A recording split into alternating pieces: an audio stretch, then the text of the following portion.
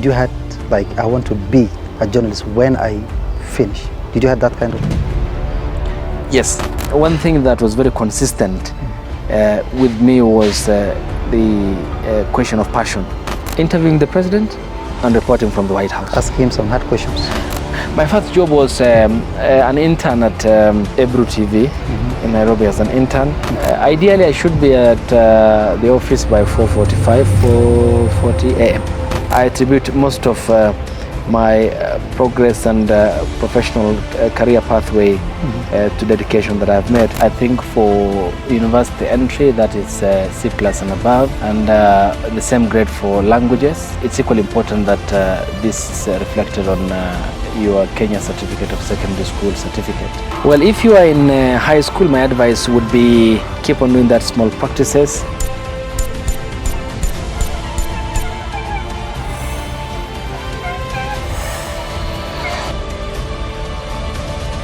Bismillahirrahmanirrahim. Assalamu alaikum wa rahmatullahi wa barakatuh. Welcome to Mahdi Show. The Mahdi Show is a new podcast aimed at telling our stories and finding our roots. In Mahdi Show, we are going to have, inshallah, different segments from mentorship to technology, innovation, and also we are going to talk a little bit about culture and our heritage. In this episode, we are going to start with the mentorship session where we are going to host professionals from different fields who are going to share their stories and also mentor the young ones currently in high school, in primary school, in university, and also those who are also out of the universities. In this episode, we are going to bring you face to face with professionals who are going to share their journeys, insight, and lessons for the next generation. Today, we are honored to have with us a highly celebrated national journalist whose voice and reporting have shaped public discourse, informed the nation, and inspired many. From breaking major news stories to mentoring young upcoming journalists in newsrooms across the country,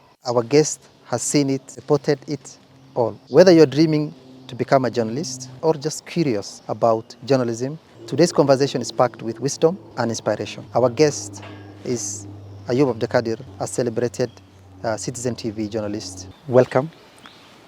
Glad to be here and on the other end of the setup. Yes. Ideally, I'm used to be on the side that fires the question. Yes. Yeah. And today you are on the receiving end. Yes. And you're asked by someone who's not a journalist. Yeah. And is doing for the first time. Correct. I hope I'll not disappoint you. Well, I pray so. Yes. We live in an era where citizen journalism is now a key cog in also the advancement of the profession. Funny story, when I was finishing high school, I wanted to be a journalist. I went to Nairobi University to take a Bachelor of Arts in journalism. Unfortunately, it was very expensive, so I couldn't afford it. So I think now it's not too late to rekindle my passion for journalism. So thank you for accepting our podcast, and thank you for being our first guest. I hope you'll be a good charm, like when you start something and then it becomes. Okay, hopefully. all right. Yeah. So the objective of this is I want you to speak to the young men and women out there who are aspiring to be journalists, those in high schools, and those who are currently doing journalism in different schools. So my first question will be, what initially drew you to journalism? The requirements are similar to other requirements for other professions as well. And I think for university entry, that is C+ and above, and the same grade for languages. It's equally important that this is reflected on your Kenya Certificate of Secondary School certificate, where then the performance on the other subjects as well will inform your main grade in the end, which then allows you to pursue a bachelor's degree in journalism and mass communication. So therefore languages are a key ingredient in you securing a slot at the university, because the other performances as well will contribute to your acceptance to be a bachelor's degree student at the university. For diploma, it's below, and ideally again languages will be looked into. This is important because it's a profession that involves communication, and language is the art for you to convey that information and convey it to the masses. And the masses hear by virtue of how you communicate is how they get to understand the issues, and that therefore gives them the leverage on making sound decisions in many areas regarding their lives. It can be social, it can be political, it can be economical. So I think that's the first requirement. Second is, and this applies even while you are still at the embryonic days of your learning stage at high school or at the university, which I'll explain at length, where the key underlying factor, the common denominator there should be the question of passion. It's a profession that I regard as very demanding. It involves engagement of your mental ability as well as your physical ability, and the merging of the two creates therefore a pressure of demand and perfection, because ideally audiences and masses do not understand what goes on before a story goes on air, be it on a broadcast. This involves radio and TV, or print. What they want is synthesized information, and with the perfection delivered with art and likability for different presenters. So it's what I would bill as equally a very noble profession that allows you to get the privilege of meeting different people in the society, those in power, those who donate that power, and allow the society to progress. It's dependent on how deep the freedom of the media is in a society that will allow anyone to measure how advanced a society is in terms of its democracy, its people involved in decision making, and its people empowered, which in the end creates an emboldened citizenry who makes a decision based on facts and based on knowledge, know-how of issues, simply because of what you have as an independent media. You have answered a question that I wanted to ask you. Like, what does it take to be a journalist? But my question is, what do you personally to be a journalist? How did you find yourself in the journalism media? Let's start from maybe from the high school times.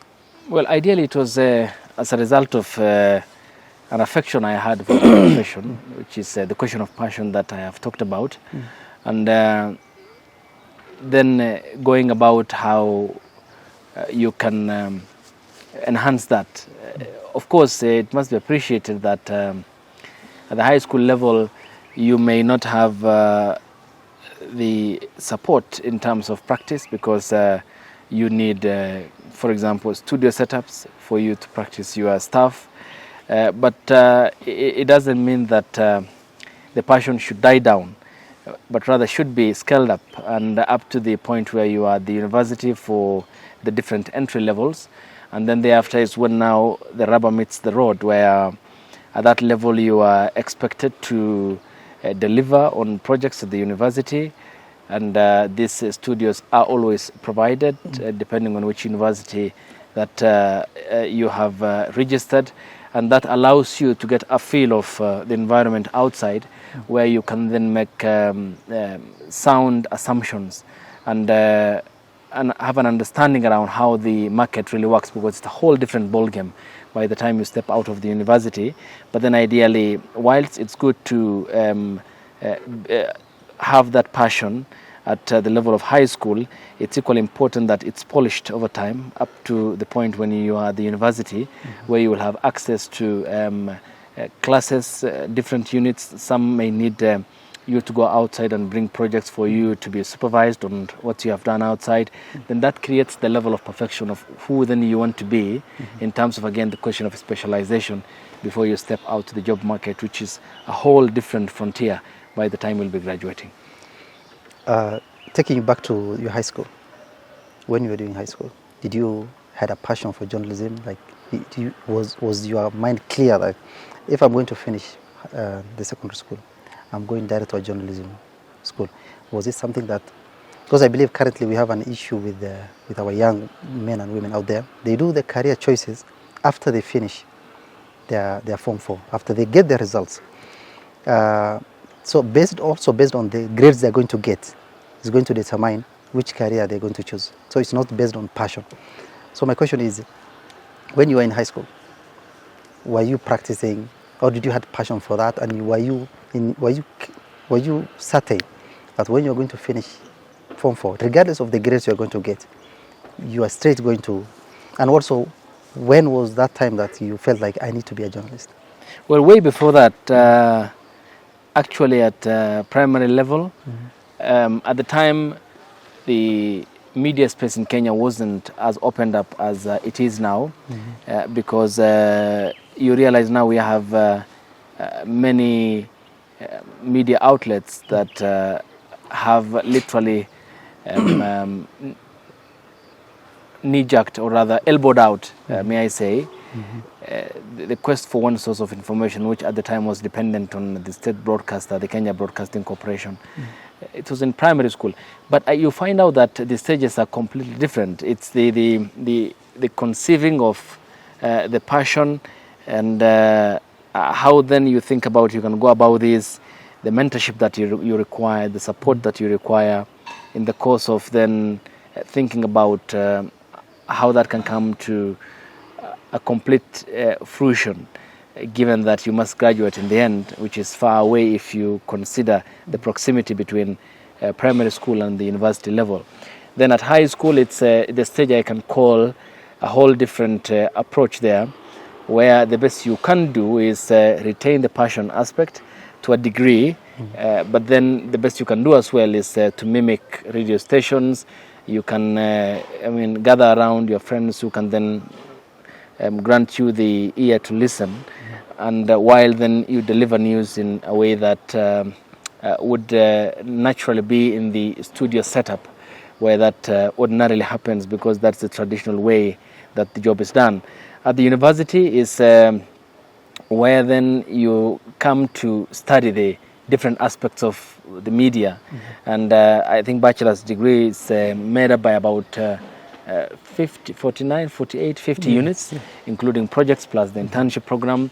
And these three different stages will offer you three different outcomes, and what you need is at every stage that input in terms of support, be it the family, be it guidance by virtue of getting proper coaching and hearing from people who are practicing what the future looks like, how the practice is done, but then where you finally immerse yourself on the deep end of the pool is when you get to the university, and you are literally opened up to how the job is done in terms of what you are required, the deadlines that are supposed to be met, and then how the culmination of it will then allow you to be a player in the profession when you get out, to be employed either within the framing of broadcast, print, or even as a communication practitioner in either state or non-state, within state or non-state actors,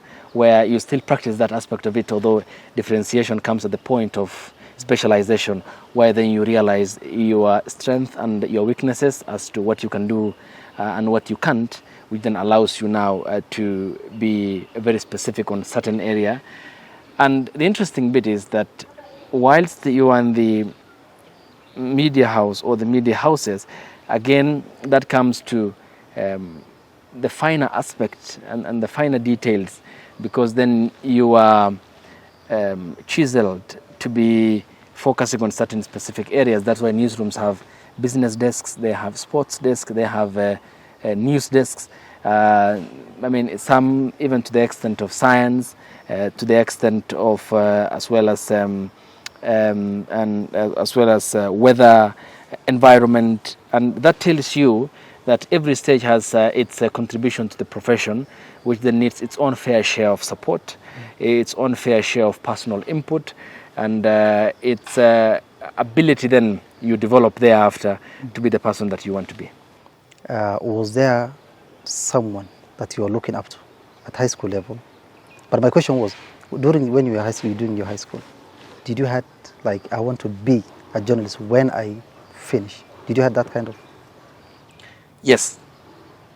Okay. Necessarily, there was no idol or someone I fancied at the time to look up to. But one thing that was very consistent with me was the question of passion, and which then had mutated into how I would advance that, because you cannot comprehend or synthesize that information while you're at high school, because you can't visualize how the university setup is. But the consistency in maintaining the passion within me was the critical factor. But in terms of pointing out who at the time was an idol that I was looking up to, I have no recollection whatsoever. For high school students, those who are, let's say, Form 3, Form 4, Yeah.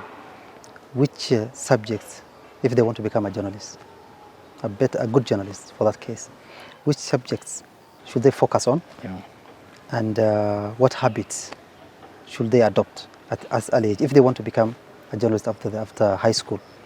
Which subjects and which habits should they adopt at high school level? I've mentioned languages. It's a key recipe for the profession. It's the charging part of what pushes forward the profession. And then history. Journalists are historians. I mean, they tell stories every day. In retirement, they write books. They see different civilizations. They interact with different people. They go to different places.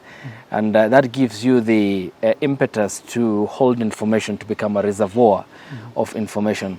But then ideally, you are encouraged to have a breast of information, which then means that you have to be always ahead in terms of getting the information that's required, because you are the one who informs the society.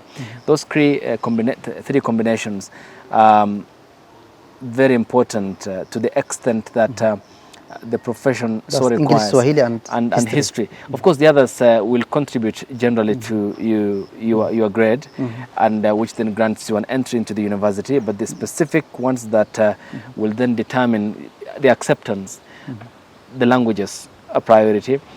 History then is key to the extent that you know about happenings, you know about historic events that you can recall, that are on your fingertips, that you can easily process their impact also on societies. And that's why you realize with time, when you practice the profession, you become a reservoir, as I've mentioned, for you to recall events that have happened in the past, at the time, presently, and also in the future, and make sense of what their impacts could be on societies. That, therefore, creates the individual journalist, the practitioner in the field, who is a walking information encyclopedia. Because of what you see on daily basis and what the profession subjects you to, it's not a choice at times, because you cover wars, you cover conflicts, you cover tragedies, fire, floods, you cover current affairs, politics, and its fair share of hurdles, and its fair share of the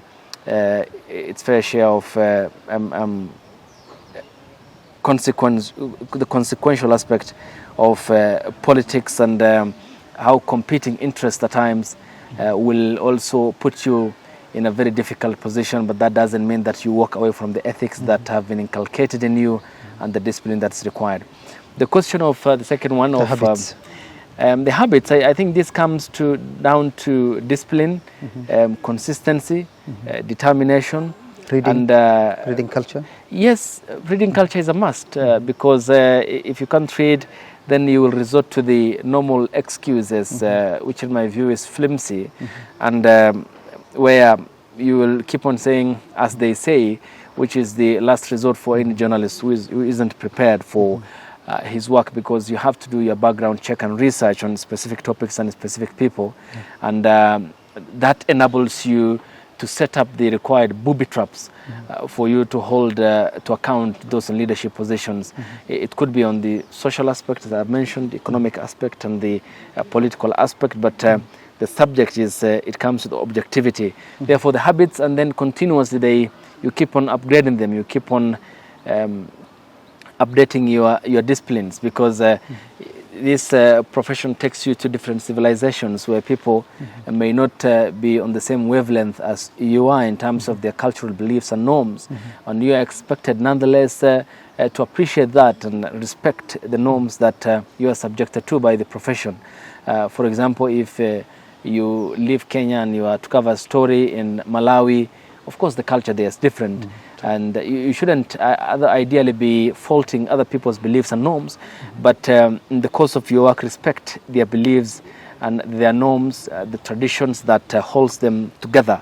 Whilst the consistency aspect remains discipline, determination, and delivering your assignments to distinction, you keep on updating and refreshing these habits as you go along, because this is a privileged profession that will take you to peoples and places that you have never imagined, but nonetheless you are still expected to deliver all these assignments without a fail. True. If you maybe take us through the different segments of the profession. Yes. There's a broadcast part, okay, which is made up by radio and TV. That's broadcast.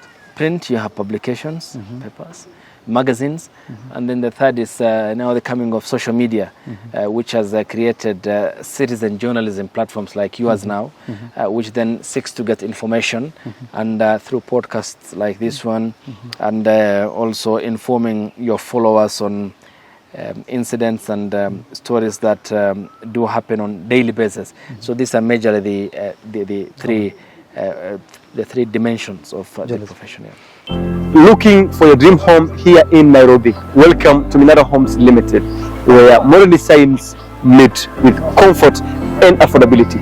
We have projects located in prime neighborhoods, Parklands, Westlands, Kileleshwa, and Syokimau, which offer top-tier finishes, 24/7 security, and easy access to schools, malls, and transport. Whether you're buying your first home or investing for future, Minara Home is a perfect choice for you.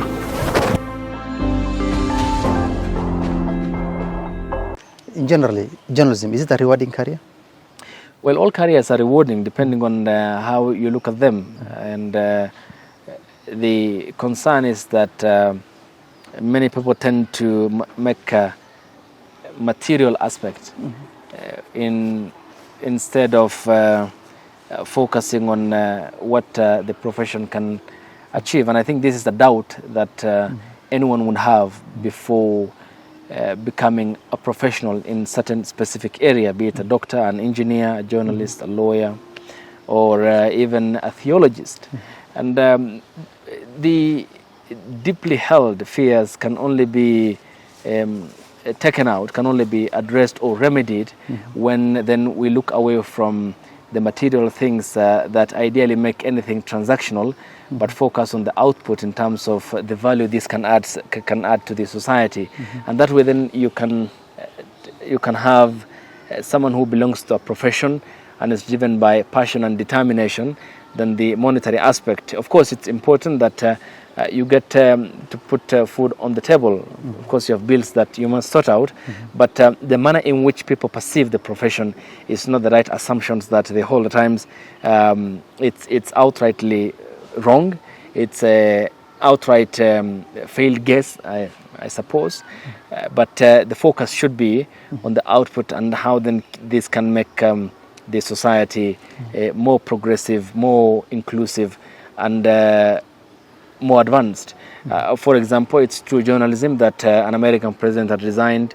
If you read on the Watergate scandal, it's true journalism that today the world is seeing what's happening in Gaza.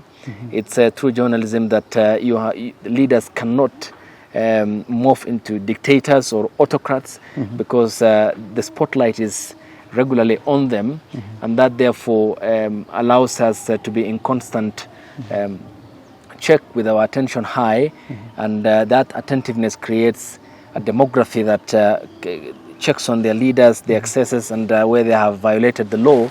And this can only be achieved through journalism. And I think then the idea should move away from what then is coming into my pocket. Of course, I insist again that you have to sustain your lives, pay your bills, sort your issues, but that should not be outweighed by the value that the profession gives to the society, which has a net effect and a positive consequence in the advancement of the society, any given society that is where the profession is practiced. Well put. For those who, aspiring journalism, what mistakes should they avoid? Well, it's natural mistakes are made. You learn as you go along. You'll be subjected to experience. You'll be subjected to a new different gallery of players, different people from different backgrounds, where now outside the university now you are now subjected to management question, where there are layers of administrators and then your colleagues at work. And I think the mistakes that should be avoided includes lacking respect, lacking the determination, lacking the consistency, because you are required to deliver. It's a job that you can work Monday to Monday without rest if given there is an incident that calls for your attention and that of your colleagues. Say an attack happens, say a tragedy happens, say that the Harambee Stars win the Africa Cup of Nations in 2027 in the edition that Kenya will host alongside Tanzania and Uganda. You realize you are working Monday to Monday, and I think that consistency is needed and comes with discipline.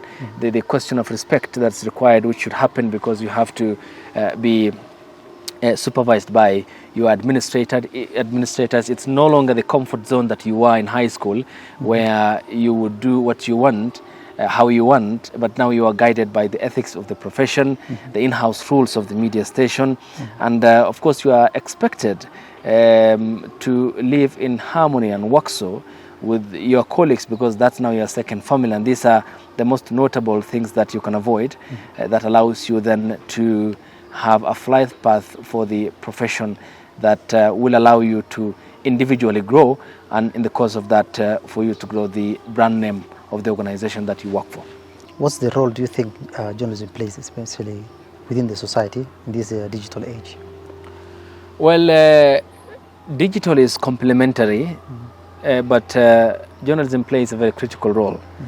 The role in advancing good governance, because of the constant illumination of the ills that happen in the society, and of course the positive ends, development in the case of how development programs affect the people's lives, investments that are made in healthcare, education, infrastructure, good governance. Accountability is another one, because you realize also our constitution calls for accountability, openness and transparency in how our finances are managed. We have to report on that, and how the public coffers is safeguarded, the guardrails around how the money that the taxpayers pay is equally taken into the much needed areas without malfeasance and corruption and money going to the wrong hands, which therefore enhances the question of poverty, and there's that split between the haves and the have-nots, which in a society isn't healthy, because the net effect is you have crime rates that are high and inequality that then generates a society that is stagnated and is not moving forward. The third aspect is that journalism plays. It empowers, it creates awareness amongst the people. And what then this means is when the electoral cycle comes, the people can make informed decisions because of the consumption of information from the media, disseminated in a way that helps them to understand what's going on in the country and around the world, which impacts them positively to the extent that they can be in a position to pick leaders then who have integrity, who care about the country, and who then through representation will be able to champion for their interests and advocate for their needs. The fourth and the final is journalism creates change agents in regards to giving voices to people who will then come up as the alternative to the policy players and those who are in power. What that then means is you have a society where the choices are so not so stark, given that now they'll be able to choose between who can advance the cause of the country and who cannot. And that can happen through journalism, where these platforms are granted to people who have vision, who then will be able to sell that vision to the people, who then can be able to explain better policy positions than what the government, for example, does.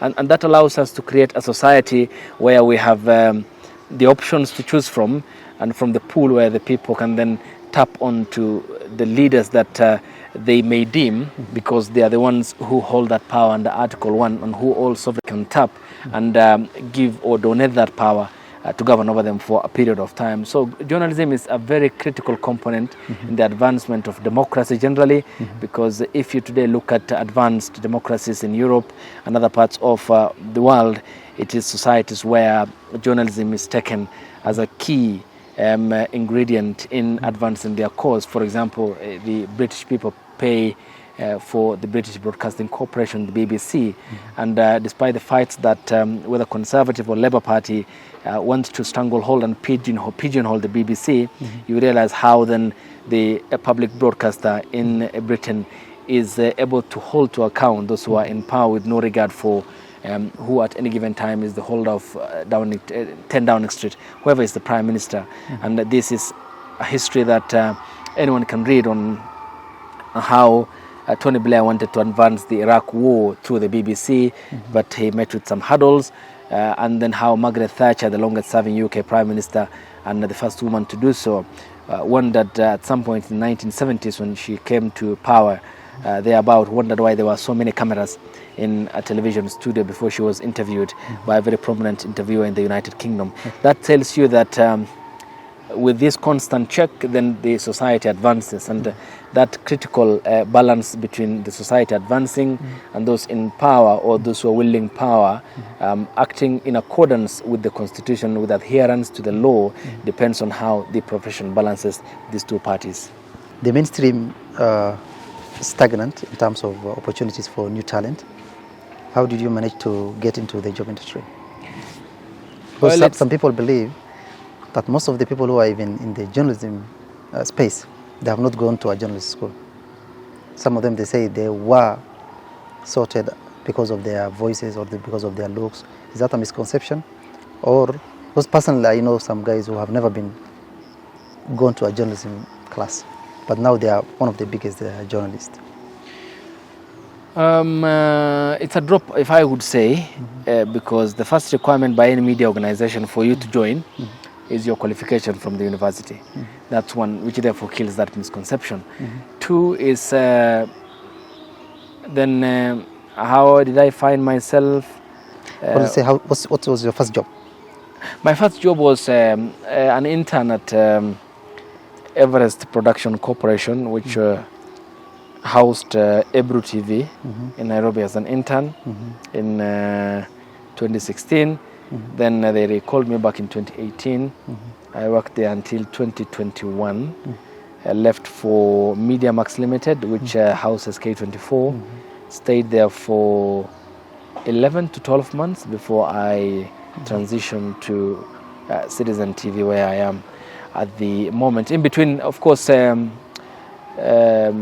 lot of activities and some coming by sheer luck, and then but I attribute most of my progress and professional career pathway to dedication that I've made, and the passion that I had managed to maintain, as well as the discipline that is required in times of difficulties, in terms of challenges here and there, which could be many with regards to your place of work and stuff.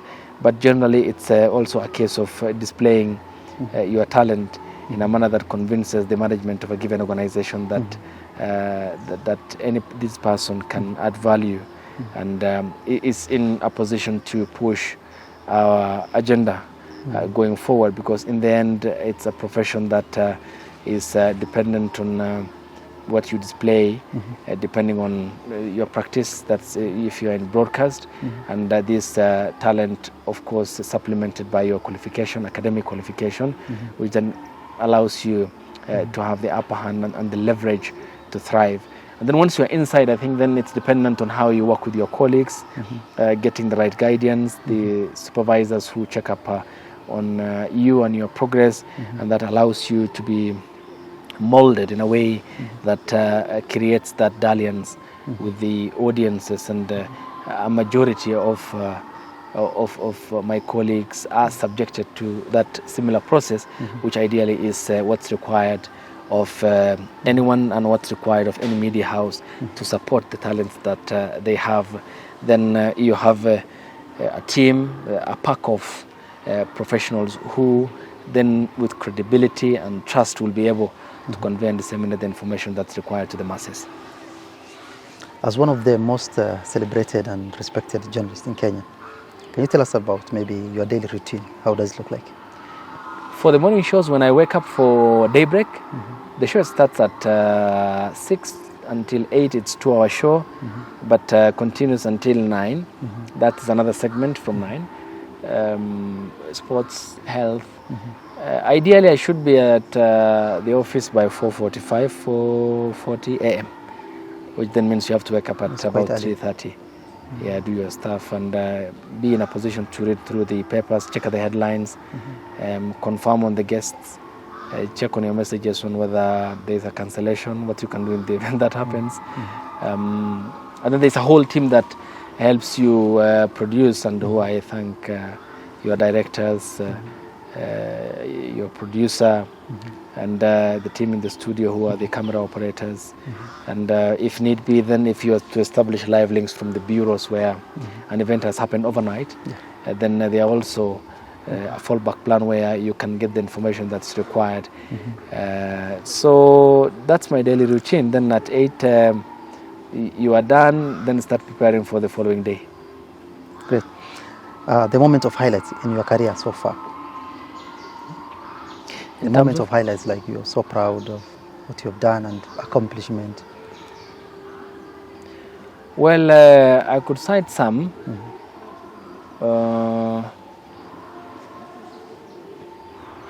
Interviewing the president and reporting from the White House. Ask him some hard questions. Well, You have been training for some time for asking the president hard questions. the White House one? In Kenya. Yeah, that was in May 2023. It's 2 years from. It's now 2 years since that happened, and 1 year since I reported from the White House. Yes. And it's historic in many ways, and I thank my boss Linus Kaikai, who had granted me the opportunity, and my other team. Leaders who had been in touch in the course of delivering that assignment, because the state visit started in Atlanta in Georgia. Then we came to Washington at the White House, went to the Library of Congress, the Congress, and then the final day at the White House again, when the state visit officially commenced. And seeing the Oval Office, where traditionally American presidents normally welcome visiting dignitaries, and that's why Donald Trump now is hosting a lot of leaders. And the setup is normally not that official. It's a bit noisy because journalists will be throwing the questions from any direction.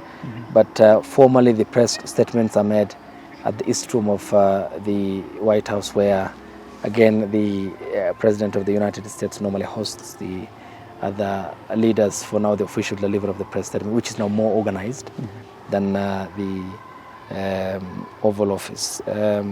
Also,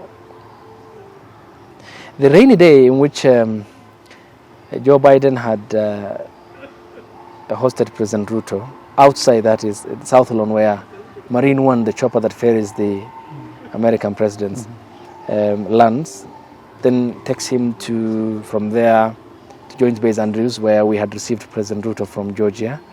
Then from there he boards Air Force One to wherever he wants to go. For Biden was Delaware, for Trump now it's Mar-a-Lago in Miami, Florida.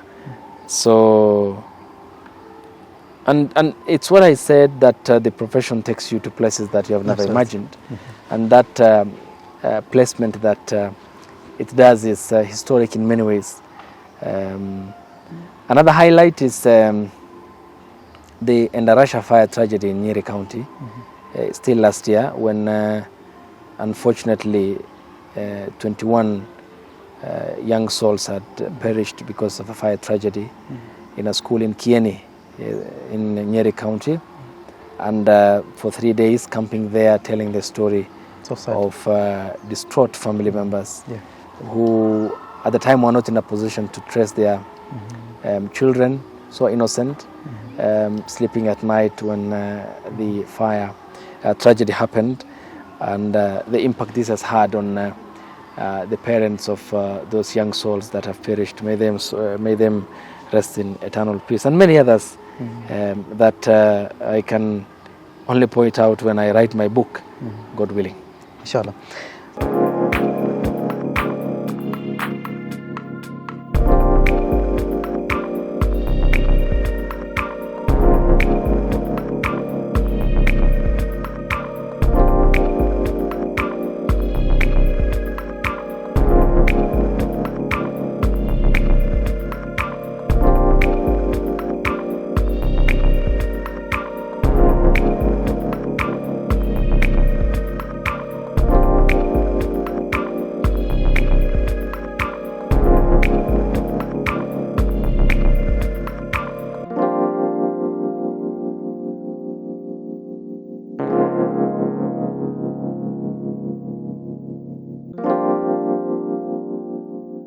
Now I want you to check the camera. Yeah.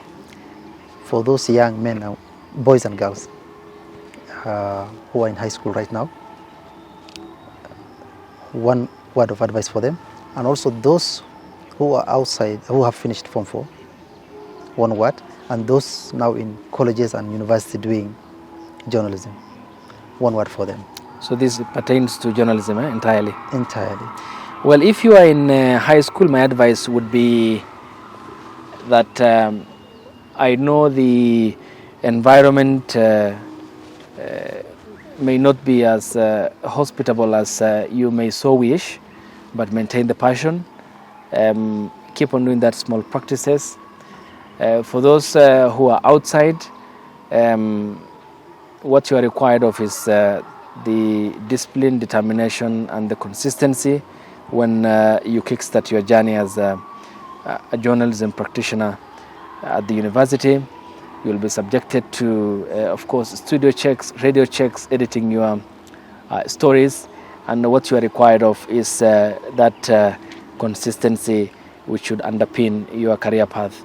For those who are in the profession, as is any profession, there are fair challenges that today dot the profession, but that doesn't mean that you should give up or hang up your boots. It's a chapter in your life. It's a chapter in your growth. Learn from yesterday. Be better than you were yesterday. Keep on pushing yourself. This profession requires more than what people think. You are required to read. You are required to think, be the critical reader. And above all, this profession demands that you be an ideologue. Be that ideologue. Thank you. Thank you so much, Ayub. Asante. Asante sana. Much appreciated. Yes. I'm glad to be here. Yes. I hope this message is going to reach those deserving members of our society, especially those who are thinking like, I want to become a journalist. What should I do? Or maybe in your high school, maybe, and I realize the biggest challenge we have in our region is students don't get enough mentorship. Most of us who are professionals, once we finish our Form 4s, we come to Nairobi, go to university, we get job, we are stuck here. Instead of going back to our high schools, like if you're from Wajir High School, go to Wajir High School, talk to the young ones, tell them about your professional. If you can afford, also sponsor 1, 2 students. But unfortunately, we have become so selfish as a society that whenever we get a breakthrough from individually, we don't go back and give back to the society. So, and it's something that I think as a community, we need to work on that. Correct. And mentor our young ones and also enlighten them. Because I remember when I was doing my high school, we never had any person from outside, especially from the industries, or from coming and telling you, Like we have these careers in ICT, we have these careers in journalism, and this is the best. And now with the era of automation and disruption of the future of jobs, I think it's high time we go back and tell them that when you're finishing, just know that there are certain subjects taught in university that's going to be obsolete because of the technology and innovation that's happening around the world and the fourth industrial revolution. So I think this is the first step of us reaching out and making sure they get the right information from the people who are already in the industry. So we really appreciate your time. Asante. Thank you so much. Thank you so much. We wish you good luck in your career. Asante sana. Thank you so much. Thank you so much. Asante.